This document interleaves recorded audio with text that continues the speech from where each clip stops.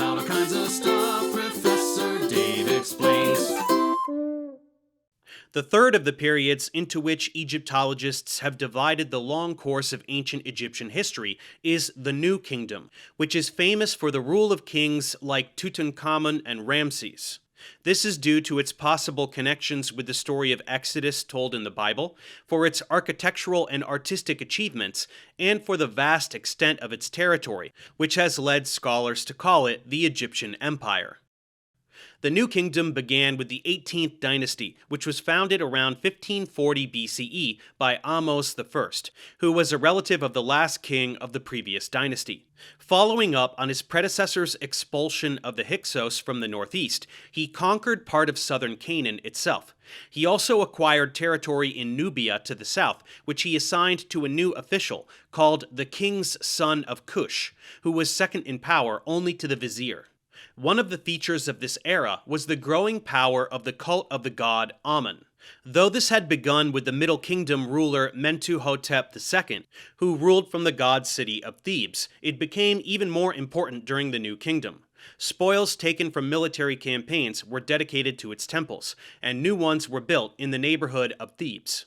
This concentrated a great deal of the country's wealth in the hands of Amun's priests, and with one important exception, which we'll return to in a moment, the kings paid great respect to this cult. In fact, the title God's Wife of Amun was applied to the sisters of kings, whom they had begun to take as their wives, or to their mothers. Around 1500 BCE, Ahmose's son, Amenhotep, which means Amun is satisfied, extended the southern border even farther into the territory of the kingdom of Cush, which had attacked southern Egypt in the past, and he may have had some encounters with Mitanni in Syria. Amenhotep was followed in 1493 by one of his generals, who took the name Thutmose I. The Cushites immediately rebelled, and in response Thutmose invaded, killed the king, and made Cush a permanent part of his empire. He also campaigned against the cities of Syria and reached the city of Carchemish across the Euphrates River in Mesopotamia. When Thutmose died around 1480, he was briefly succeeded by his son, Thutmose II, and when he died, leaving his own son, who was too young to rule, the state was governed in his place by Thutmose II's widow, Hatshepsut. Unlike Sobek-Neferu, who had ruled as a queen at the end of the Middle Kingdom, Hatshepsut was declared king by the oracle of Amun, and the images made of her at the time often portrayed her as a man. She continued to rule alongside Thutmose III until her death around 20 years later. Not long after that, a coalition of Egypt's vassal cities in Syria and Palestine, led by the city of Kadesh, fought a battle with Thutmose's forces at the town of Megiddo in northern Palestine, which is described in detail in a hieroglyphic inscription in the Temple of Amun in Thebes. The coalition was defeated, and its rulers were replaced with chiefs chosen by Thutmose. They were also required to send their sons to be educated in the Egyptian court and to pay an annual tribute, and military garrisons were placed in the region to ensure their compliance.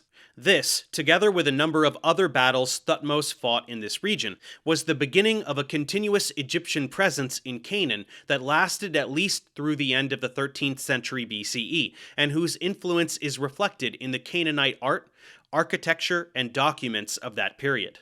It also calls into question the Bible's claim that around this time hundreds of thousands of Israelites escaped from Egypt, where they were slaves, to Canaan, where they were free of Egyptian domination.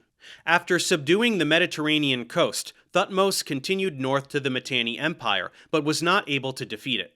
Egypt's relations with Mitanni then improved during the reigns of his successors in the first half of the 14th century, and the two royal houses intermarried in order to strengthen their ties with one another.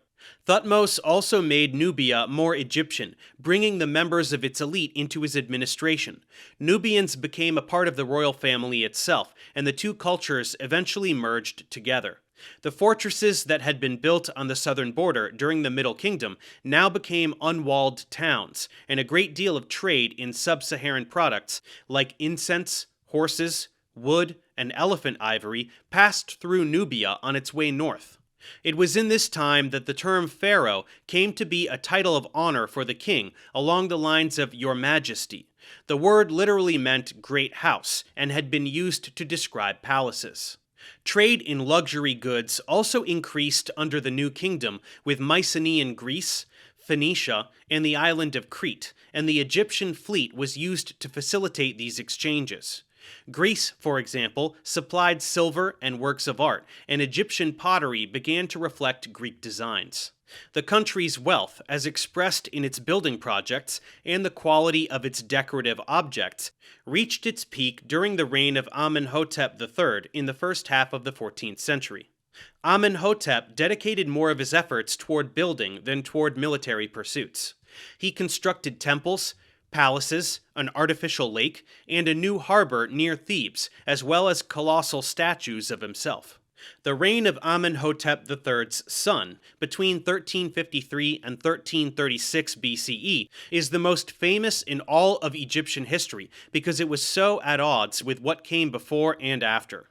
This king, who was also called Amenhotep, changed his name to Akhenaten in the 5th year of his reign as part of a radical change in religious and cultural life. Instead of Amen, the court was now dedicated to the worship of the Aten, the disk of the sun, which had been gaining importance in recent years, but was now made the sole god of the country, while the cult of Amen was demoted and then actively suppressed, while his temples and images were defaced. The king was closely associated with Aten, while his wife, Nefertiti, received a great deal of attention as a figure independent of her husband. Akhenaten built many temples to the Aten in the region of Thebes, but he also constructed and ruled from an entirely new capital, called Akhetaten, which means the horizon of Aten. This was located at Amarna in central Egypt, which is why his reign is often called the Amarna period. The administration of his court was made up of officials drawn from outside the traditional elite, or from the ranks of the military. We have specific information about its diplomatic and administrative activities from a group of about 400 cuneiform letters written on clay tablets that were part of the court's correspondence with its governors in Canaan and with the Mesopotamian states, Mitanni, and the Hittite Empire. This practice of using army officers to fill religious and administrative posts had already begun with Thutmose III, who spent most of his time on his military pursuits. Akhenaten was also responsible for some striking changes in visual art, which now portrayed the king and other people in much more realistic terms than the idealized paintings and sculptures of the past had done, and it did away with the static poses in which people had been placed. The written works of the time also began to use a much more colloquial form of language, compared with the older, more formal style that had been considered appropriate till then. Not long after Akhenaten's death in 1336 BCE, he was succeeded by a child named Tutankhamun, who after about 3 years changed his name to Tutankhamun and set about reversing many of his predecessor's reforms. This change in policy is assumed to have been the work of his main advisors, the vizier I and the general Horemheb. The cult of the Aten was disbanded, and Tutankhamun began to refer to himself as the son of Amenhotep III rather than of Akhenaten. After Tutankhamun's death around 1323 BCE, I and Horemheb vied to become his successor as he did not have any heirs of his own, though he may have designated Horemheb to succeed him before his death. In any event, the first of the two men to be king was I, who was by then an old man, and after him Horemheb, who ruled for about 30 years. Horemheb wiped out any trace of Akhenaten's architectural legacy and had his name erased from his inscriptions. He also introduced his own officials, whom he drew from the army, passed laws to discourage corruption, and reorganized the system of justice. The 19th dynasty began in 1292 BCE with Ramses I, who had been Horemheb's vizier. His son, Seti I, set about getting back the towns of Syria and Palestine that had been lost under the previous rulers, and fought to keep a group of Libyans from entering the country from the west.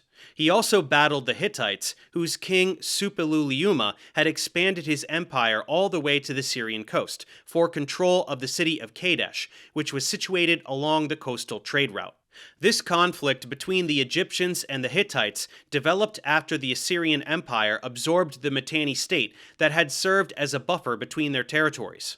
Though Seti did succeed in taking Kadesh, the Hittites soon got it back, and a battle over the city was fought between Seti's successor, Ramses II, and the Hittite king Muwatalli II in 1274 BCE.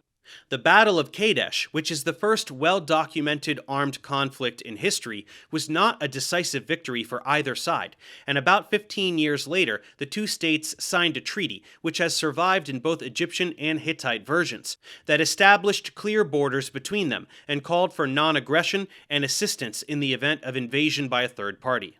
This fear of invasion was a realistic one, given that the Assyrian Empire was continuing to expand, and did, in fact, conquer parts of the Hittite state around 1245 BCE. The Egyptians might also have wanted help in the event that they had to fight the Libyans again. Ramses II is now most famous for the enormous monuments he constructed, which honored himself, his wife Nefertari, and his sons. He built a temple in Thebes, and a new capital called Pi-Ramses, or the House of Ramses, and to commemorate the Battle of Kadesh, which he claimed as a decisive victory, he had two temples carved out of the Nubian mountainside at Abu Simbel, and decorated them with a series of colossal statues of himself and his family. In the 1960s, when the Nile was dammed and part of Nubia was turned into Lake Nasser, an international team of archaeologists saved these temples by cutting them into blocks and reassembling them farther back from the river's edge. Ramses' successor was his son Merneptah, who ruled at the end of the 13th century. He was faced with another invasion of Libyans, and of the group our Egyptian sources call the Sea Peoples, who are considered at least partially responsible for the chaos of the Bronze Age collapse that began around 1200. Merneptah also sent troops into Canaan, which was still under some sort of Egyptian control, and destroyed the city of Gezer. One of his inscriptions famously says that he put an end to Israel, which is the first known historical reference to such a place. He also gave assistance to the Hittites, whose empire was then on the verge of collapse. After Merneptah's death in 1204 BCE, there was a period of about 15 years when a number of factions fought for control. But in 1189, a new dynasty, the 20th, was established.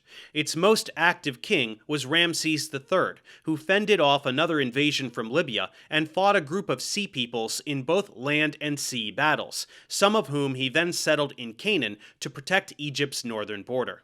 One of these groups, called the Peleshet, may be identical with the Philistines of the Bible.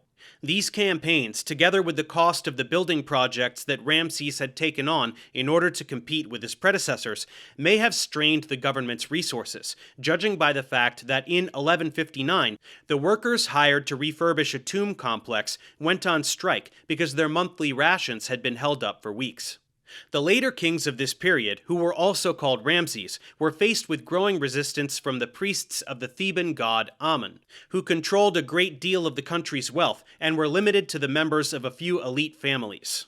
One priest, named Herihor, even became for a time the ruler of Thebes and depicted himself as a king. Then, beginning in the 11th century, Egypt again became fragmented. A new dynasty ruled in the delta from the city of Tanis, while priests continued to hold power in Thebes.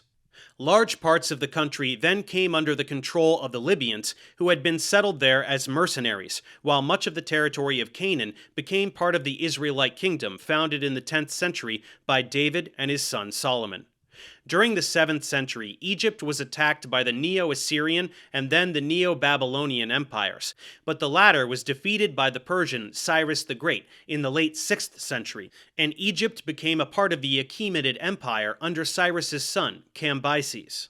When this empire was, in turn, defeated by Alexander the Great in the 4th century, Egypt became independent again, though as a Greek kingdom ruled from the new city of Alexandria. It was finally incorporated into the Roman Empire, where it remained a bicultural Christian society with Greek-speaking towns and an Egyptian-speaking countryside, until the Arab conquests of the 7th century CE made it a part of the Muslim world. But even today, Egypt continues to see itself as the heir to a proud and enduring culture that was unique among the civilizations of the ancient world. Thanks for watching. Subscribe to my channel for more tutorials. Support me on Patreon so I can keep making content. And as always, feel free to email me, ProfessorDaveExplains@gmail.com.